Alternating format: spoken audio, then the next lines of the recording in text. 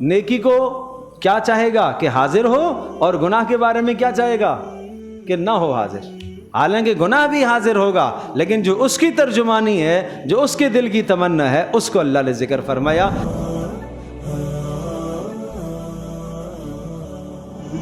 عجیب انداز ہے قرآن کا۔ اب دیکھو نا، نیکی کے ساتھ محضرہ کہا، بدی کے ساتھ محضرہ نہیں کہا۔ کیوں؟ اس لیے کہ ہر آدمی چاہے گا نیکی سامنے آئے میں اس کو دیکھوں، اس لیے محضرہ کہا، اور بدی کے ساتھ محضرہ نہیں کہا۔ یہ ہے اعجاز قرآن۔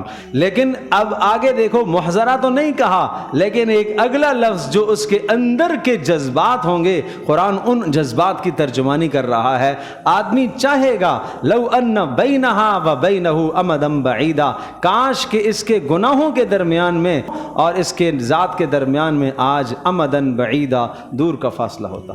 نیکی کو کیا چاہے گا کہ حاضر ہو، اور گناہ کے بارے میں کیا چاہے گا کہ نہ ہو حاضر۔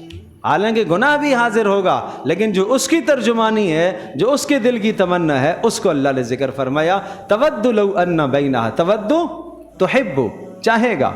کون چاہے گا؟ ضمیر راجع کس کی طرف ہے؟ نفس کی طرف۔ نفس چاہے گا، نفس چاہے گا۔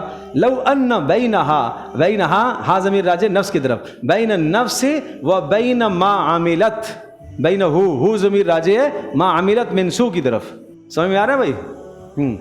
وبینہ امدا بعیدا، ای مدتا بعیدا، بہت لمبا فاصلہ ہو۔ وَيُحَذِّرُكُمُ اللَّهُ نَفْسَهُ، اور تمہیں اللہ پاک اپنی ذات سے ڈراتا ہے۔ وَاللَّهُ رَؤُوفٌ بِالْعِبَادِ، اور اللہ تبارک و تعالیٰ اپنے بندوں پر بڑا مہربان ہے۔